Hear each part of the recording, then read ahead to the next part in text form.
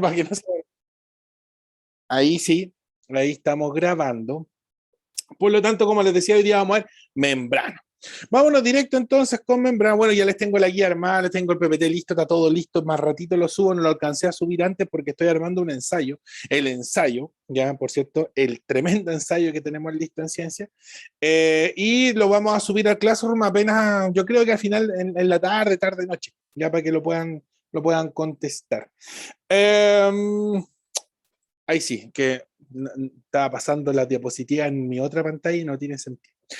Bien, ahí hemos hablado entonces de células eucariontes y procariontes. Dijimos que las procariontes son las células más simples, más sencillas, que son esencialmente bacterias, y las eucariontes son las células más complejas, mucho más grandes en algunos casos, no siempre, pero en la gran mayoría de los casos más grandes, que tiene una compartimentalización, que está completamente segmentada en su interior, que tiene organelos, porque la compartimentalización está directamente relacionada con el término organelo, ¿ya? Para que no lo olviden también, porque el DEMRE lo considera así, y gran parte de las funciones celulares en un eucarionte son llevadas a cabo por estos organelos. Dijimos que hay organelos que son genéricos, por así decirlo, que se encuentran tanto en células animales como en células vegetales, y dentro de las células animales también habían organelos específicos, al igual que en células vegetales, donde ahí, por ejemplo, aparecía el cloroplasto, la vacuola, la pared celular, que pese a que también existen procariontes, la célula animal no la tiene.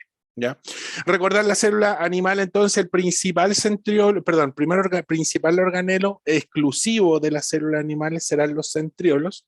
Y también tenemos estos organelos que se comparten y que aparecen ahí abajito, como lo son el núcleo, ya el retículo endoplasmático, el aparato de Golgi, las mitocondrias, bueno, y los ribosomas que también están presentes en los procariontes, pero que no se definen como un organelo. Y ojo con eso. ¿Ya? ¿Por qué? Porque una célula para mantener su funcionamiento necesita como mínimo 4 cosas. Lo primero es que tiene que tener una membrana plasmática, que de lo que vamos a hablar hoy día, para mantenerse funcionando, tiene que tener ribosomas, tiene que tener citoplasma, ya todas las células contienen eso, ribosomas, citoplasma, membrana plasmática y ADN. Y esos son los 4 componentes básicos que tiene que tener sí o sí una célula, ya para poder lógicamente subsistir en el tiempo. Por lo tanto, eso es lo que ya hemos visto en clases anteriores y hoy día me va a saltar un poco aquí porque ya hice un poco de la introducción o ya hablé harto ya de lo que vamos a ver hoy día. Vamos a ver la membrana plasmática, vamos a ver cómo se mueven las sustancias químicas por la membrana plasmática y la composición de la membrana es clave en permitir el paso, ¿ya?, de las sustancias químicas, ya sea por transporte pasivo, donde no se gasta energía, o el transporte activo, que es donde sí se gasta energía y ahí los movimientos son un poco más limitados, ¿ya? Ojo con eso. Recuerden que si tienen cualquier duda, ¿ya?, encienden el micrófono o me escriben al ladito, yo estoy viendo al ladito el chat, así que les voy a responder casi al tiro, ¿ya? Eh, Ahí está más o menos lo que ya habíamos dicho. Ya todas las células tienen una membrana plasmática y la composición de la membrana, en cierta forma, en el 95% de los casos, es exactamente igual. ¿Ya?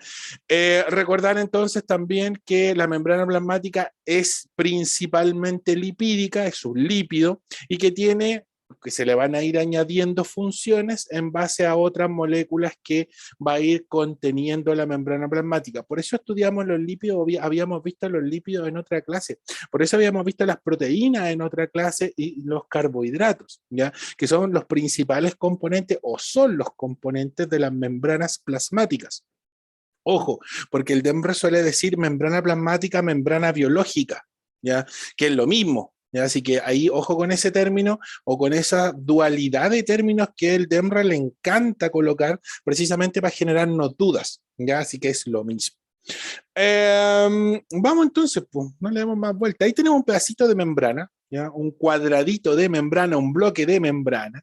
Y hay que tener claro que, como les decía, aquí lo que más se ve son unos circulitos azules, ¿ya?, que es principalmente cómo están simbolizados los fosfolípidos. Normalmente un fosfolípido, los lípidos que tienen fósforo, ¿ya?, se simbolizan por un circulito y unas colitas de color que aquí se ven de color amarillo, ¿ya?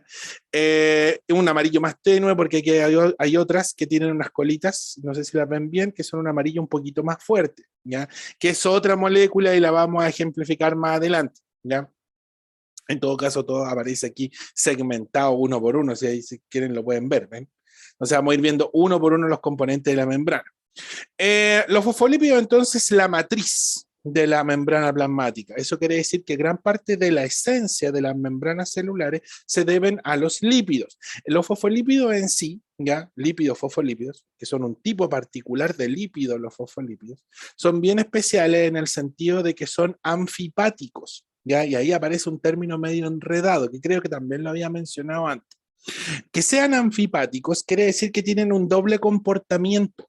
¿Ya? Quiere decir que se disuelven en agua y a la vez no lo hacen, cosa que es atípico para un lípido, porque los lípidos en sí no se disuelven en agua. ¿Ya? Entonces el fosfolípido, porque tiene fósforo, tiene una región que sí lo hace soluble en agua. ¿Ya? Entonces una porción del fosfolípido sí se disuelve en agua y la otra porción no, ya que la esencia de todos los lípidos.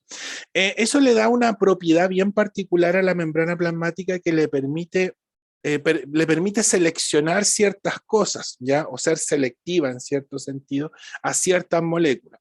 Ahora, como yo les decía en la introducción, los fosfolípidos son principalmente los transportadores de otros lípidos, ¿ya? Si la célula necesita consumir un lípido, por ejemplo, y ya sabemos que el fosfolípido es el principal componente de la membrana, lo más seguro es que sea este fosfolípido el que permite el paso del lípido que está asociado a esta nueva membrana.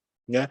En español, se los coloco más fácil. Si ustedes se colocan una crema en la mano y esta crema es de origen lipídico, es como un aceite, lo más seguro es que los fosfolípidos de las células epiteliales permitan el paso de la crema, ¿ya? O de los componentes de la crema que están moviéndose a través del lípido de la crema, ¿ya? Distinto fuera si la crema tuviera un origen proteico o un origen acuoso, porque el origen acuoso, al ser acuoso, al tener más agua que otro componente activo, no va a permitir el paso en un 100% porque el fosfolípido sigue siendo un lípido. ¿Ya? Entonces hay una porción que se disuelve en el agua y la otra porción no. No va a permitir el paso completo, va a ir difundiendo muy lentamente. ¿Ya? Por eso cuando ocupan cremas, por ejemplo, para refrescar una zona, que es principalmente sea una crema que sea de origen acuoso, va a quedar ahí un tiempo. ¿Ya? Y no se va a disolver por completo. A lo más podría evaporarse, que posiblemente sea más rápido que la absorción. ¿Ya? Así que ojo ahí con esas pequeñas acotaciones porque podrían ir como encabezado de ejercicio y siempre hay que ir preparado para posibles eventualidades. ¿Ya? Ya, pues. El fosfolípido, entonces, principal componente de las membranas celulares, membranas biológicas o membranas plasmáticas, que vuelvo a repetir ahí los tres términos que se utilizan regularmente. El segundo componente, y lo vamos a marcar ahí al tiro, son las proteínas de membrana, ¿ya? O las proteínas en membranas, porque las proteínas que se encuentran en la membrana plasmática están insertas o entre medio de los fosfolípidos, como se ve aquí en la figura. Y vamos a tener a grandes rasgos tres tipos de proteínas, ¿ya? Las dos principales y una de ellas se divide en dos más. Ya, para no enredarlos tanto, vamos a abarcar las tres de un viaje. Las primeras van a ser las proteínas integrales, ya las proteínas integrales de membrana, y se llaman integrales porque están íntegramente insertas en la membrana plasmática, ¿ya? La atraviesan de extremo a extremo. ¿Ya? La membrana plasmática hay que pensar que existe para separar el medio externo del medio interno. ¿Ya? Por eso la célula tiene un citoplasma, porque la membrana delimita el radio, el diámetro de la célula, y el citoplasma tiene una composición diferente al agua que está afuera, por así decirlo, de las células. ¿Ya? Hay que pensar que no siempre va a haber agua, que puede estar incluso el medio ambiente, en el caso que sea un organismo unicelular. A lo que voy es que la composición del citoplasma es muy diferente a la composición ya del medio externo. Y esa es la esencia de la membrana, separar medios, ¿ya? Y las proteínas integrales atraviesan de extremo a extremo, como les decía yo, la membrana plasmática y permiten el paso selectivo de sustancias químicas. Eso quiere decir que hay sustancias químicas que son reconocidas por las proteínas integrales y de esa forma, al ser reconocidas, la célula puede decir, esto voy a permitir que entre, esto no. ¿ya? Ahora, hay otras proteínas como esta que se ve aquí, que tienen forma de tubo, que están siempre abiertas como un tubo, ya sin tapa. Eso quiere decir que las sustancias químicas están continuamente moviéndose por acá y que no pueden pasar por la bicapa fosfolipídica, van a tener que pasar por este tubo que está abierto, ¿ya? Normalmente piensen en una pared, ¿ya? Una pared tiene una ventana, una que puede ser grande, puede ser chiquitita, etcétera. Pueden tener una puerta en la pared, ¿ya? Y la puerta se abre y se cierra o simplemente dejarla abierta para que la gente entre libremente, ¿ya? Yo podría pasar por la ventana, pero si la ventana es muy chica, posiblemente yo no pueda pasar por ella. Pero sí voy a poder pasar por la puerta porque por tamaño la puerta es más lo suficientemente grande para permitirme el paso, ¿ya? Ahora, si yo cerrara la puerta con llave, necesitaría la llave para poder ingresar. Y esa es la idea de la membrana plasmática, seleccionar, ¿ya? De hecho, en algunos casos la membrana plasmática va a entregar o va a gastar ciertas llaves energéticas para poder permitir el paso de una sustancia química de un extremo a otro, ¿ya? Por lo tanto, hay que considerar que las proteínas de membrana permiten el paso de sustancias, pero además de eso, también reconocen sustancias químicas que pueden ser específicas. Y ahí es donde caen las proteínas periféricas, que ahí la pueden ver, esa proteína más chiquitita que en comparación a la morada, que es mucho más grande, que va de extremo a extremo. La proteína periférica solo se encuentra hacia un sector, de hecho esta se encuentra hacia abajo, acá se ve un pedacito de otra que se encuentra hacia arriba, ahí voy a suponer también que hay otra y que también se encuentra hacia arriba, ¿ya? Por lo tanto, las proteínas periféricas son como los sensores de seguridad. No sé si han pasado por estas casas o en estos sectores donde tienen alarmas y ustedes cuando, lógicamente, la alarma está desactiva, ustedes pasan por ahí y se enciende una luz, ya. Las proteínas periféricas actúan de esa forma, identifican una sustancia química, pero solo la identifican, ¿ya? No permiten el paso de una molécula. Lo más seguro es que la proteína periférica esté asociada a una proteína integral, de tal manera que la proteína periférica identifica algo y la proteína integral se abre, permite el paso y después se cierra, ¿ya? Para que las sustancias químicas no circulen libremente por la membrana plasmática, ¿ya? Sino para que está. Esa es la función de las proteínas, seleccionar, ¿ya? Y hay sustancias químicas, como los lípidos, por ejemplo, que no van a pasar por una proteína de membrana. Los lípidos pasan por los fosfolípidos, por la bicapa directamente, ¿ya?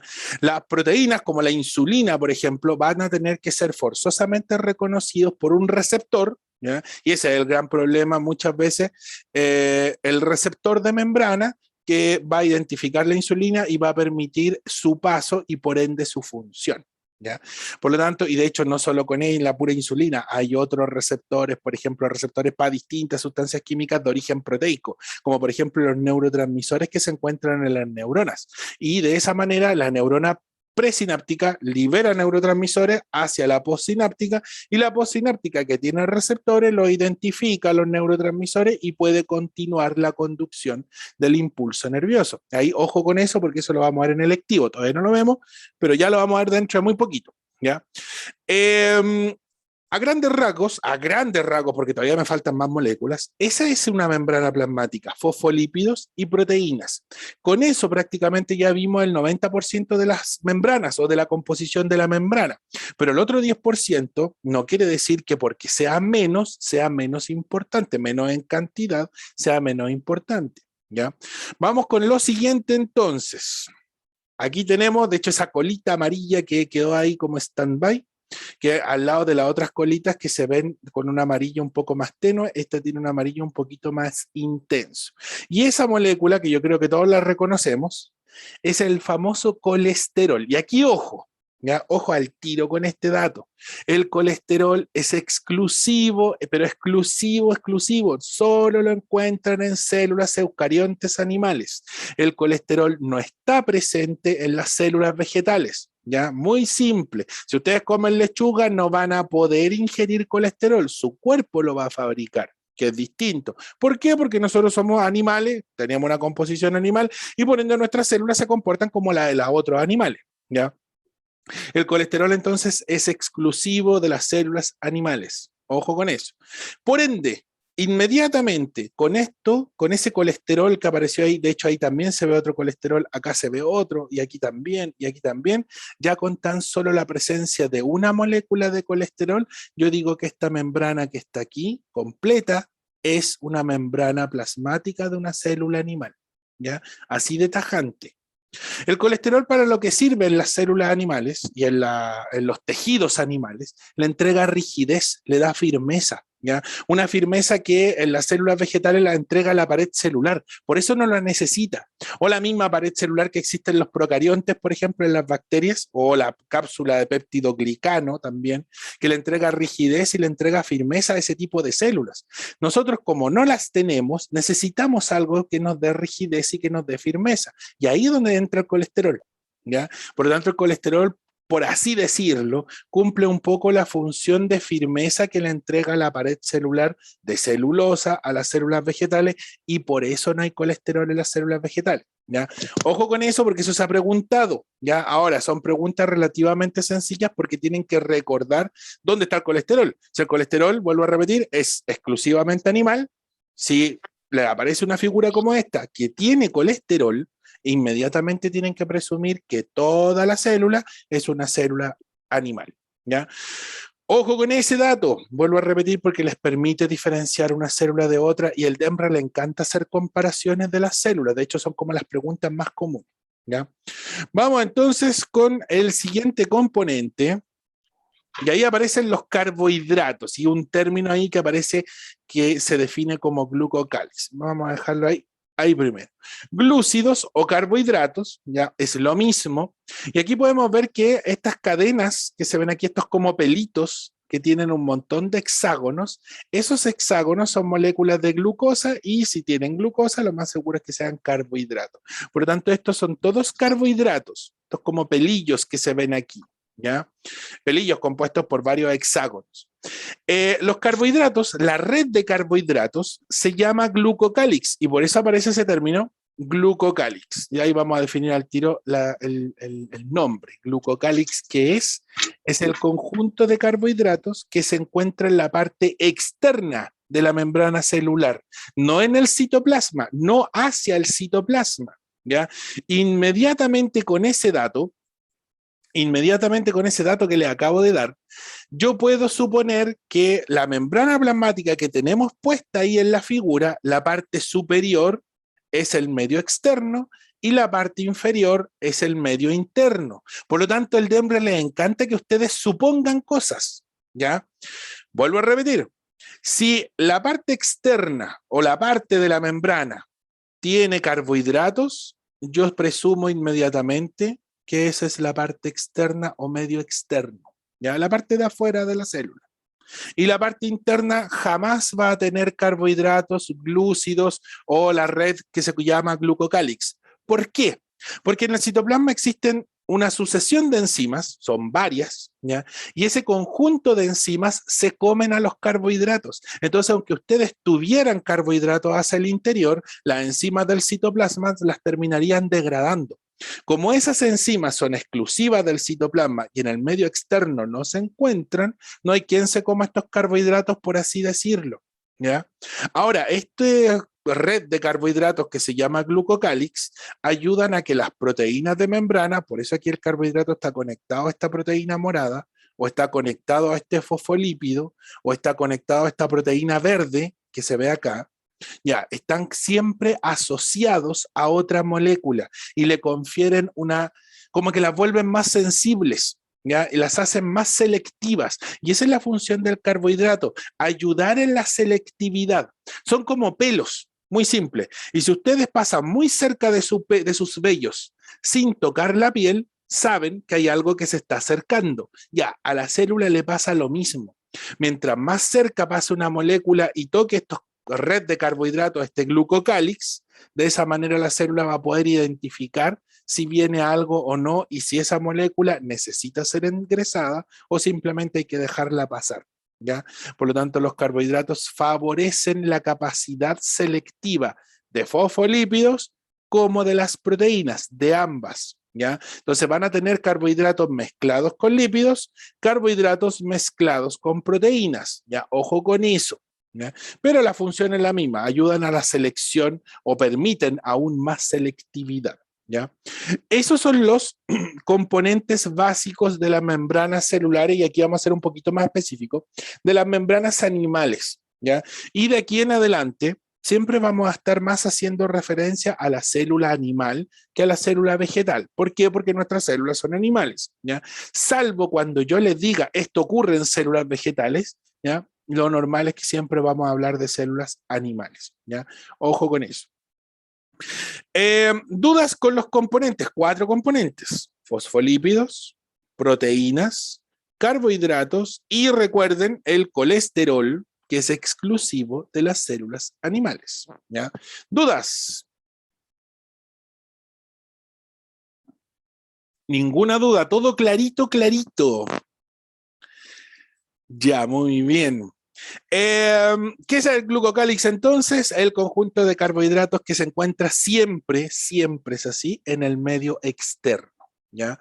Otra pregunta: ¿por qué la membrana celular es semipermeable? Muy simple, porque si la célula fuera absolutamente impermeable, no permitiría el paso de las sustancias químicas y la célula quedaría aislada y se terminaría muriendo, ¿ya? Ella tiene que estar haciendo continuo recambio, tiene en algunos casos que comer, por ejemplo, o ingerir sustancias químicas, y eso forzosamente tiene que tener un sistema de comunicación con el medio de afuera, ¿ya? Si fuera completamente permeable, que sería lo contrario a impermeable, permitiría el paso de todo, y eso también permitiría el paso de alguna sustancia tóxica que para la célula la podría llevar a la muerte. Por lo tanto, ella es selectiva. ¿Quién le entrega la capacidad selectiva? Que esa es otra pregunta que he visto en las PCU antiguas. La principal capacidad selectiva se la entregan las proteínas de membrana. Recuerden eso, proteínas de membranas permiten la selectividad. La composición base son los fosfolípidos, ¿ya? Y los otros son anexos, los carbohidratos con su adición a la capacidad selectiva, y el colesterol que se encuentra sobre la célula animal y que entrega rigidez, ¿ya? Así que ojo con eso también, porque esas son propiedades anexas. Y la última preguntita: ¿qué funciones cumple la membrana celular? Ya lo dijimos, permite el paso de las moléculas, ¿ya? Permite el paso de sustancias útiles para la célula, que ingresen cosas útiles, y sacar desechos, porque también tenemos que sacar desechos que no seamos capaces de degradar, como por ejemplo el dióxido de carbono. Ya nuestras células van eliminando CO2 continuamente, y mientras más se mueven, por así decirlo, más CO2 generan. Por lo tanto, si salgo a correr, voy a eliminar mucho CO2, y por eso es que hiperventilamos, ¿ya? Todo esto en cierta forma está justificado. ¿Alguna duda? ¿No? ¿Sí? Antes de pasar a los tipos de transporte, que todo esto, vuelvo a repetir, se basa en la membrana plasmática. ¿No? ¿Ninguna? ¿Ninguno? Ya, a ver, hay que considerar aquí algunas cositas, unas cositas pequeñas. Quiero ver una lámina. Sí, no, veámoslo al tiro.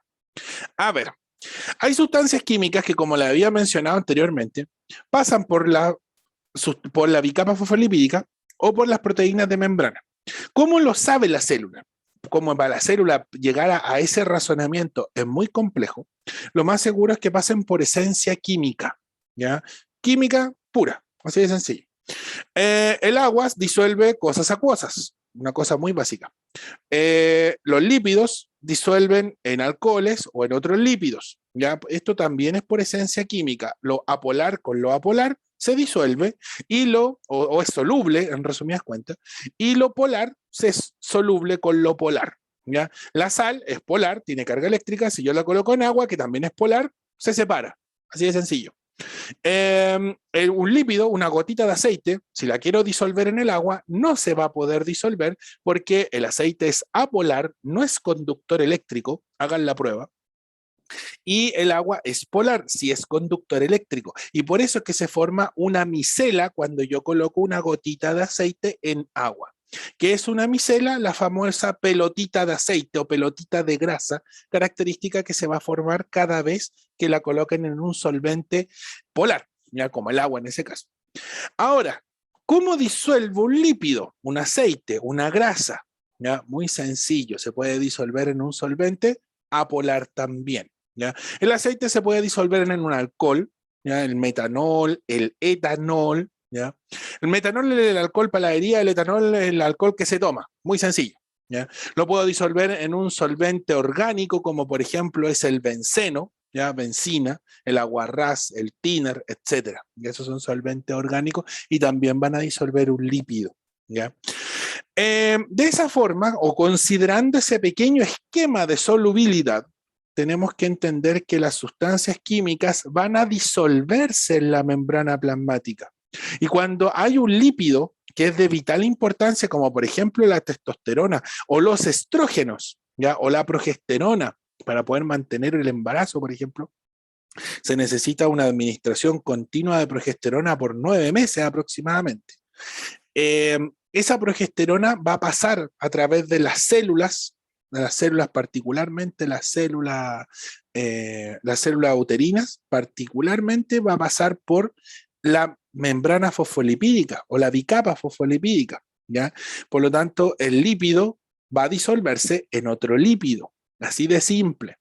El agua, por ejemplo, no va a poder pasar nunca por la membrana fosfolipídica, ¿ya? Y para eso existen las proteínas, que ellas sí tienen carga eléctrica y ellas sí van a poder asimilar el agua, ¿ya?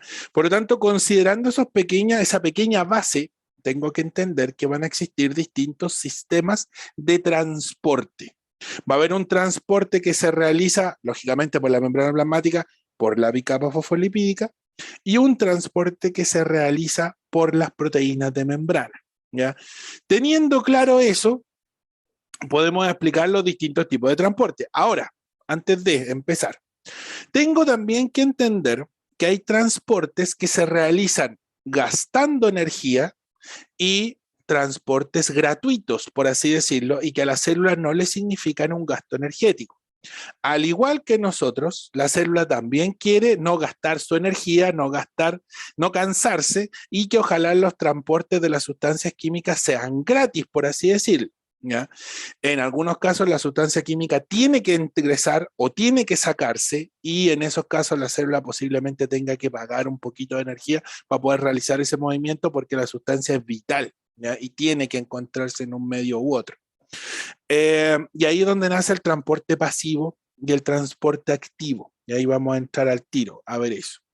Los tipos de transporte pasivo siempre son gratuitos para la célula, no gastan energía, ¿ya? Muy sencillo eso. No involucran un gasto energético, se pueden realizar por la bicapa fosfolipídica o por proteínas de membrana. Ya, por lo tanto, las sustancias químicas se pueden mover en cualquiera de los dos componentes principales de la membrana plasmática. El tema es saber con cuál o qué moléculas van a pasar por la membrana fosfolipídica o por las proteínas de membrana, ¿ya? Cuando una sustancia química pasa por la bicapa fosfolipídica, ojo, tiene que ser afín a la bicapa, químicamente tiene que disolverse en la bicapa fosfolipídica. Lo mismo con las proteínas, ¿ya? Una sustancia química que pasa por una proteína de membrana, lo más seguro es porque no puede pasar por la bicapa fosfolipídica, porque se repele, ¿ya? Rebota en cierta forma en ella. Una molécula de agua no va a poder pasar por la bicapa fosfolipídica porque rebota en ella, producto de que es un lípido, ¿ya? Y la proteína de membrana, lógicamente, como tiene la carga eléctrica y es muy similar, por así decirlo, químicamente al agua, el agua pasará por ahí, ¿ya? De hecho, las proteínas de membranas que permiten el paso del agua se llaman aquaporinas, para ser más específico todavía, ¿ya? Veamos entonces, lo primero, ¿qué características presenta el transporte pasivo? Ya, dos tipos de transporte, pasivo-activo. El primero, el pasivo. Y el pasivo no gasta energía, así de sencillo. Ya es un transporte gratuito para la célula simplemente permite el paso de las sustancias químicas por presión, ¿ya? Y las sustancias van a difundir a través de la membrana fosfolipídica o a través de una proteína de membrana, vuelvo a repetir, por presión, ¿ya? ¿Qué moléculas se movilizan por transporte pasivo? Ahí es donde depende, ¿ya? Porque cuando una sustancia química es muy pequeña o en su defecto no tienen una carga eléctrica, una carga neta como sale ahí, van a pasar por la bicapa fosfolipídica. Y ese tipo de transporte que se realiza por la bicapa directamente se llama difusión simple. ¿Ya? La difusión simple, entonces, son todos los transportes que se realizan por la bicapa fosfolipídica. ¿Qué partículas pasan por ahí? Las muy pequeñitas, como por ejemplo los gases, el oxígeno, el CO2, son tan chicos que pasan literalmente como sale la flecha ahí, entre medio de la bicapa fosfolipídica. O en su defecto se disuelven en la bicapa fosfolipídica un alcohol, por ejemplo, por eso las personas se curan tan rápido, porque el consumo de alcohol hace que en el momento que el alcohol pasa por el intestino, inmediatamente la difusión es simple, sin gastar energía y sumamente rápido a través de las paredes intestinales porque están compuestas por células que tienen bicapas fosfolipídicas. ¿Ya? Entonces una persona que no ha comido nada y se toma una piscola, se va a curar al tiro. ¿Ya? El mejor ejemplo ese. Y las sustancias químicas, ¿por qué nos cuesta digerir tanto la carne, por ejemplo? Y vamos a estar digiriendo la carne que nos comimos para el 18 una semana posiblemente, porque aparte de ser una molécula muy grande, lo más seguro es que tenga una carga eléctrica específica. Entonces no va a poder pasar por la bicapa fosfolipídica y va a tener que pasar por las proteínas de membrana. ¿Ya? ¿Qué sustancias pasan por las proteínas de membrana? Las que no pueden pasar por difusión simple. ¿Ya? Y ese mecanismo de transporte se llama difusión facilitada. Entonces, el transporte activo se divide en dos transportes, siempre sin gastar energía. Difusión simple, difusión facilitada. La difusión simple son moléculas chicas o en su defecto moléculas lipídicas, muy similares a un lípido. ¿Ya? La difusión facilitada, en su defecto, todo lo contrario, son moléculas grandes o pueden ser pequeñas, pero el tema es que si tienen carga eléctrica, no van a poder pasar por la bicapa fosfolipídica y van a tener que pasar por una proteína que atraviese la membrana plasmática, una proteína integral. ¿Ya? Ahí sale, pues, sustancias cargadas como los iones, el sodio, el cloro, etcétera, cualquier ion en realidad, o de tamaños enormes como por ejemplo los aminoácidos, que son enormes moléculas y van a pasar de a poquitito, y por eso es que la carne va pasando de a poquitito por las proteínas del intestino, y la glucosa, aunque esa pasa un poco más rápido, pero igual va a tener que pasar por una proteína de membrana, ¿ya? Así que ojo con eso, que como les digo, existen dos tipos de transportes gratuitos para las células, el transporte gratuito, el transporte pasivo, y lógicamente, ahí vamos a tener difusión simple y difusión facilitada. ¿Cuál es el otro tipo de transporte? El transporte de pago, por así decirlo. Y aquí tenemos el transporte activo. ¿Ya? Lo primero, ¿qué características presenta el transporte activo? Todo lo contrario al pasivo. ¿Ya? El transporte activo gasta energía. Ahora, la ventaja que tiene el transporte activo, para que ustedes se lo puedan aprender, es que siempre se realiza por una proteína que realiza el transporte. Da lo mismo si la sustancia es lipídica o en su defecto es un ion o una molécula grande. ¿Ya? Ahí forzosamente en el transporte activo vamos a tener que pasar por una proteína sí o sí, ¿ya? Siempre. ¿Por qué? Porque la proteína me cobra. ¿Y qué me cobra? Me cobra energía. ¿Ya? Para poder abrir la proteína, yo voy a tener que forzosamente inyectarle energía. Y ese es el pero, por así decirlo, que tiene el transporte activo. El transporte activo siempre va a gastar energía y siempre se va a realizar por proteínas de membrana. ¿Ya? A diferencia del pasivo, que el transporte pasivo no gasta energía y puede ser o por la bicapa fosfolipídica o por una proteína que siempre va a estar abierta, permitiendo el paso de sustancias. ¿Ya? Esa es la gran diferencia entre los tipos de transporte y esos son los únicos dos tipos de transportes que existen. ¿Ya? ¿Qué moléculas se movilizan por transporte activo? Todas, da lo mismo. Ya da lo mismo en realidad. De toda naturaleza, eléctrica y tamaño, da lo mismo si tiene carga, si no tiene carga, si es grande, si es chica. El tema es que si se mueven contra la gradiente de concentración, y ahí vamos a explicar después la gradiente de concentración, van a tener que gastar energía y van a tener que pasar por una proteína que me va a cobrar y por ende será un tipo de transporte activo. ¿Ya? Transporte activo entonces siempre gasta energía, da lo mismo por donde se realiza el tipo de transporte, ¿ya? A ver, voy a saltarme un poquito esta lámina, porque después voy a volver hacia ella, y quiero ver esta primero.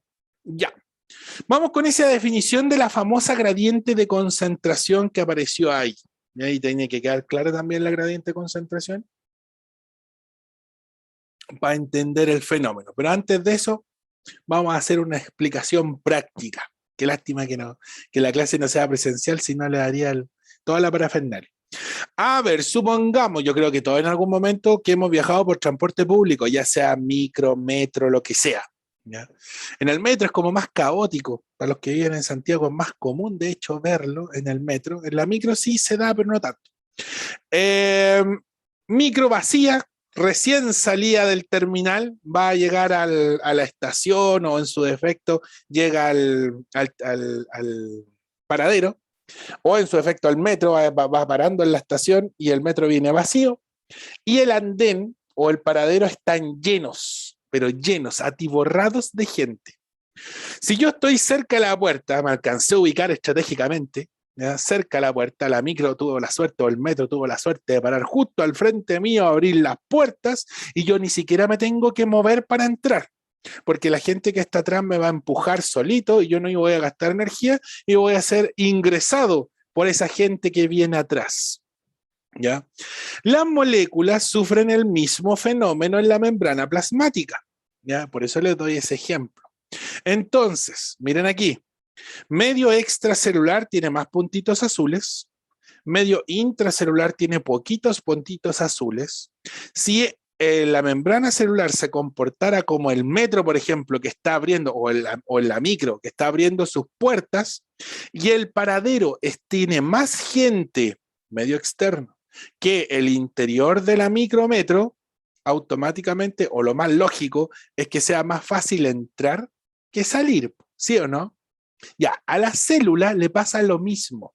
Si estas moléculas o estos puntitos fueran sodio, por ejemplo, y acá adentro me está indicando que tengo menos sodio que afuera, lo más común, lo más fácil para que ocurra transporte pasivo sin gastar energía, ¿ya? Recuerden eso, ahí está, transporte pasivo sin gasto energético, va a ser a favor de la gradiente de concentración. O sea, va a ser de una zona que tiene más concentración a una zona que tiene menos concentración. Y como eso ocurre normalmente así, la célula no va a gastar energía.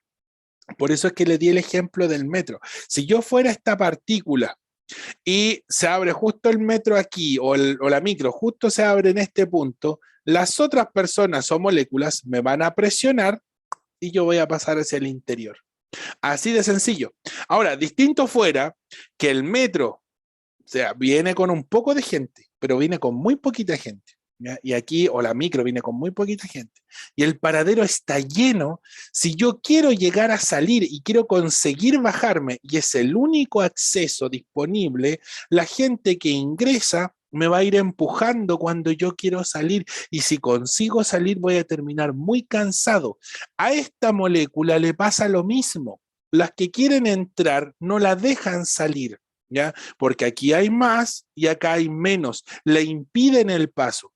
Si yo tengo que sacar esta molécula porque para la célula es de vital importancia sacar esta molécula o partícula, yo voy a tener que gastar energía y en ese momento el transporte sería un transporte activo.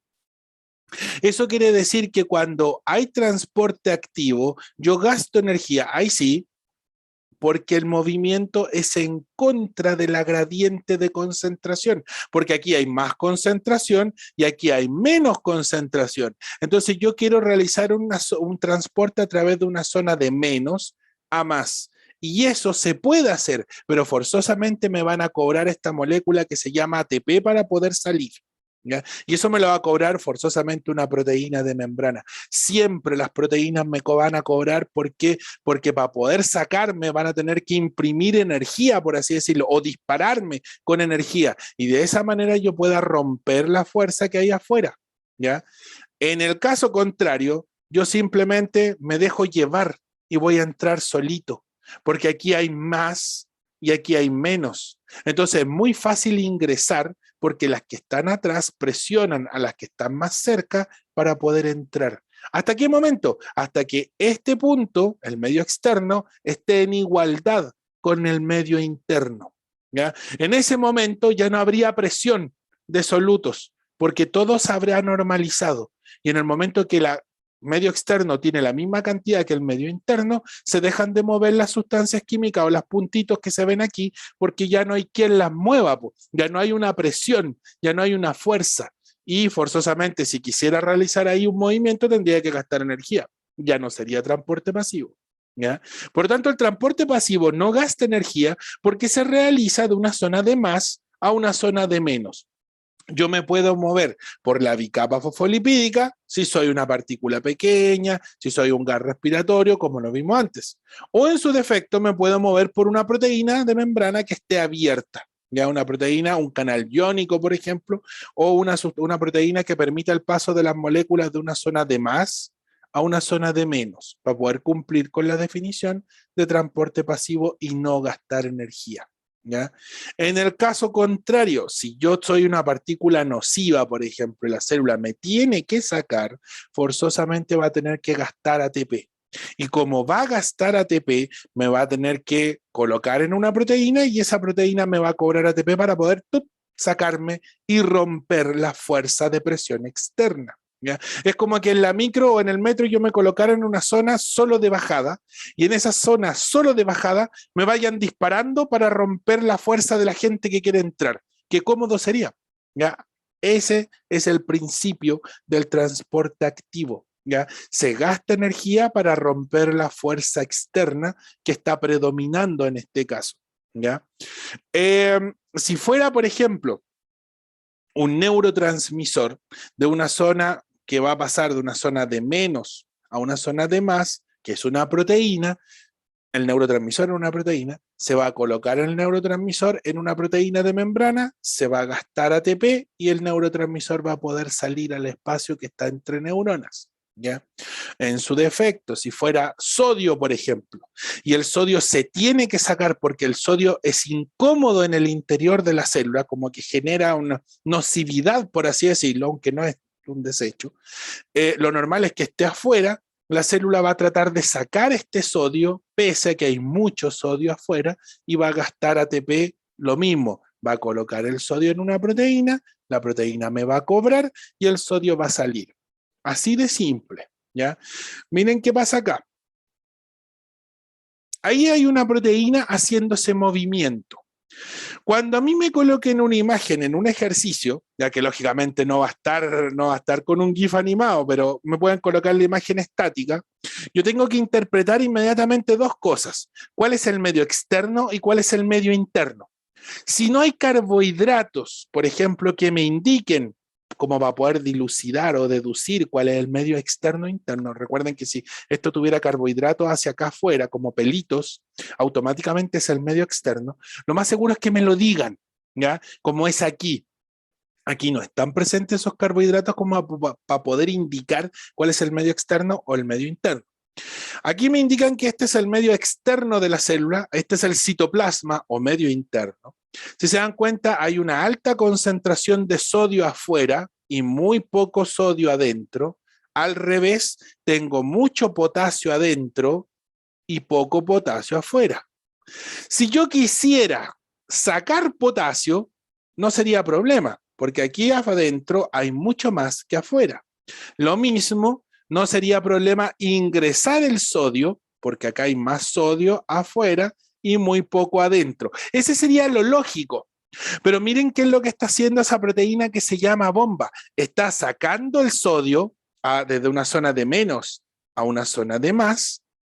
Y de paso, aprovechemos 2 por 1, sacamos sodio y metemos potasio contra la fuerza o contra la concentración de potasio. ¿Ya? Porque recuerden, hay menos potasio afuera y hay más potasio adentro. ¿Ya? Entonces vamos a sacar sodio y vamos a ingresar potasio.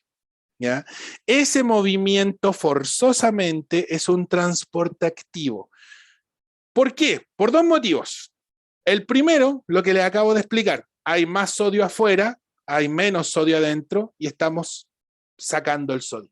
¿Ya? Está moviéndose contra la gradiente de concentración. El potasio lo mismo, estamos metiendo potasio y sabemos que adentro hay más potasio, por lo tanto eso ya sería difícil de hacer. ¿Ya?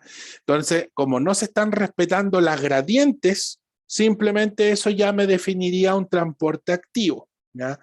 Pero el más importante de todos es que aparece una pequeña molécula ahí con forma como de estrellita que dice ATP. Y el ATP es la energía de la célula. Si aquí hay una molécula de ATP que le está poniendo energía a esta proteína, forzosamente es un transporte activo. ¿Ya? ATP empieza con la misma letra que activo, así me lo aprendía yo. Por lo tanto, como el ATP, si está presente en este transporte, inmediatamente es transporte activo. ¿Ya? Cuando no aparece el ATP, el transporte es pasivo y puede realizarse por una proteína o por la bicapa fosfolipídica. Aquí no hay movimientos por la bicapa, porque como es un transporte activo, siempre se va a realizar por proteínas de membrana. El transporte activo siempre es por una proteína, no puede ser de otra forma. ¿Ya? A diferencia del pasivo, que puede ser, vuelvo a repetir, por la bicapa o por una proteína, lógicamente, a favor de gradiente. Aquí no hay movimientos a favor de gradiente. Todos los movimientos, tanto el del sodio como el del potasio, son contra la gradiente de concentración. Mírenlo bien. Una zona de muy poco sodio mueve sodio hacia una zona que tiene mucho. Imagínense que ustedes son sodio, este es el andén del metro, y acá adentro el citoplasma es el metro. Y quieren salir. Es virtualmente imposible. Van a cantar, o sea, lo van a hacer, pero van a terminar muy cansados, producto de que van a tener que navegar en contra de toda la gente que quiere entrar. ¿Ya? Va a pasar eso con el sodio. Lo mismo aquí con el potasio. Si ustedes, por ejemplo, quisieran entrar a la micro va llena, voy a tener que apretar a la gente y eso también me va a cansar. ¿Ya? Por lo tanto, hasta que se supere la capacidad de la micro, lógicamente, voy a tener que irme de pie, muy apretado, ya. Eso es producto de que voy a gastar, o sea, eso me va a generar un enorme gasto energético y a la célula aquí también le va a generar un gasto energético porque para poder meter el potasio contra gradiente, la proteína me va a cobrar. Ahora, las proteínas, y en este caso se ve bien, la proteína se abre una vez, pero realiza un movimiento simultáneo. Entonces como que me hace un 2x1, ya estoy abierta, aprovechemos de meter potasio y tenemos un solo gasto energético. Pero el gasto energético ocurrió igual, ¿ya? Así que me haga una oferta no quiere decir que no esté gastando, para no cometer ahí el error. ¿Alguna duda? Yo les dije que esta materia es un poquito más pesada que la materia de organelos, ¿ya? Y estos ejercicios normalmente son ejercicios un poquito más complicados, vamos a dejar andando ahí. Son un poquito más complicados producto de que se confunden mucho cuando el transporte es pasivo o activo, ¿ya? Porque como los dos pueden ser por proteínas de membrana, tanto el pasivo como el activo, el tema es que el activo siempre va a ser por proteínas.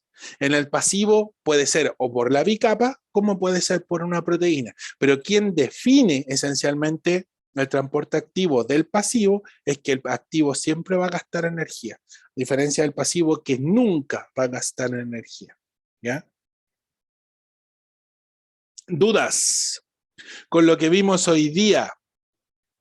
Me quedó una segunda parte que es para la próxima clase, y en la próxima clase vamos a ver esto, miren, que en realidad es lo que continúa. Los tipos de soluciones. Ya vamos a tener soluciones isotónicas, hipotónicas, hipertónicas, que por un concepto de tiempo no lo alcanzo a explicar bien hoy día. ¿Qué pasa aquí, por ejemplo? ¿Ya? Y aquí yo tengo una membrana plasmática, por ejemplo, tengo el medio A, el medio B, y este tiene más sal, este tiene menos sal. Como para justificar un poco lo que vimos hoy día, técnicamente la sal debería pasar de una zona de más a una zona de menos para no gastar energía, por lo tanto el movimiento sería en esta dirección. ¿Ya? La sal se movería en esta dirección, ¿ya? De una zona de más a una zona de menos. ¿Hasta cuándo? Hasta que se alcance el equilibrio, o sea, hasta que A quede con 15 y B quede con 15. ¿Ya? Así de sencillo, queden en igualdad. ¿Ya? El tema es qué le pasó al agua. ¿ya? Porque si el soluto se mueve, el agua también se va a mover y ahí hay que ver un pequeño detalle.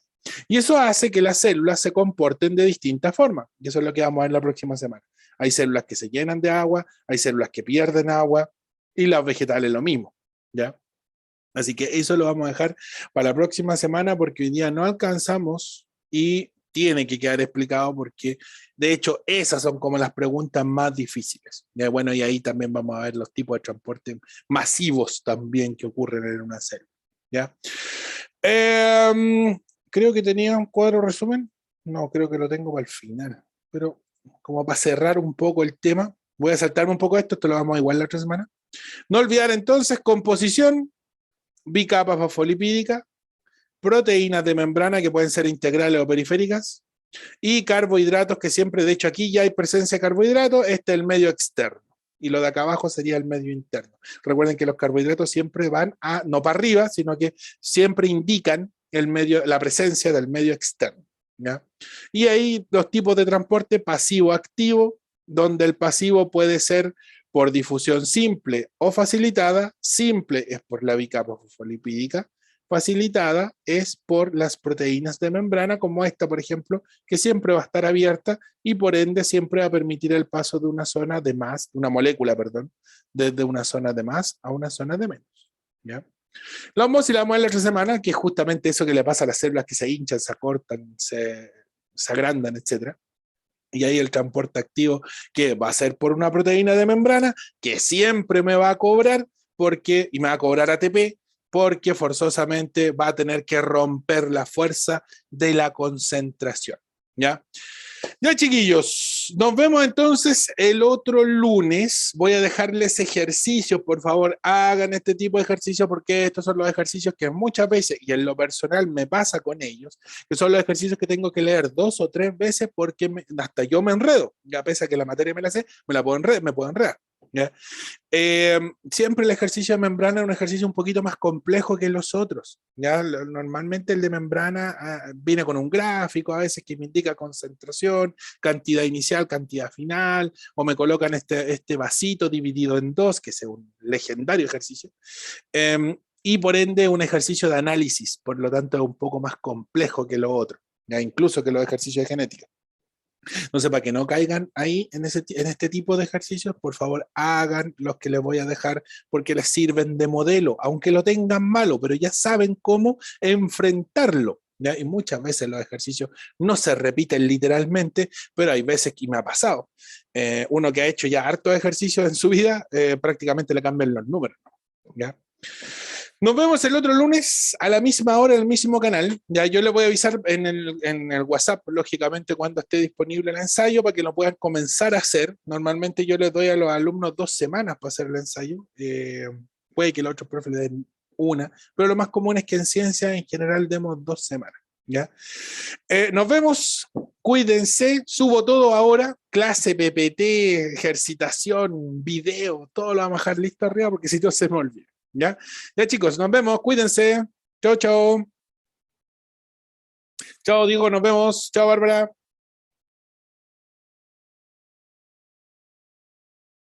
Chao, Leonardo, nos vemos.